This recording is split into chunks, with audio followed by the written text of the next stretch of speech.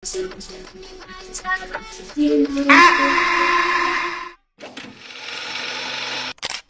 kecil bukan sebarang kecil. Kecil-kecil cili padi. Korang mesti tak percaya dia punya padu macam mana. Cakap banyak tak guna, sepak tak kena. Jom, kita cuba try test bunyi speaker ni.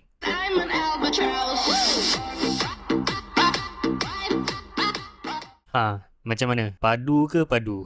So, inilah dia speaker dari Monster model M3. Speaker yang tengah viral sekarang ni. Sebab apa dia viral? Sebab saiz dia yang kecil tapi bunyi yang dihasilkan memang cukup padu, puas hati. Antara yang menarik lagi minat aku adalah design dan color dia yang sangat cantik. Ada 3 varian color dan semuanya lawa-lawa. Dan setiap pembelian speaker ni korang akan dapat macam biasa user manual, satu kabel Type-C, satu lanyard dan ini speaker M3 Monster. Design dia yang sangat simple. Bahagian tepi ada button volume dan button power on off. Bahagian bawah pula ada port Type-C untuk pengecasan. Dan bahagian belakang ada satu klip dengan tulisan Monster. So korang boleh gantung speaker ni sama ada dekat beg macam ni ataupun nak gantung dekat pinggang seluar macam ni.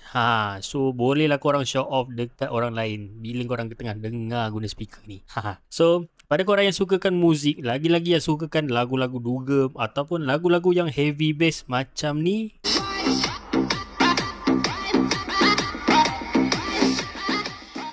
aku memang boleh rekomenkan untuk beli speaker yang kecil ni tapi padu dari Monster. Confirm takkan menyesal punya kalau korang beli speaker ni. So macam biasa, kalau korang berminat dengan item ni, link aku sediakan dekat bawah ni. Harga tengah sale. Baik grab cepat.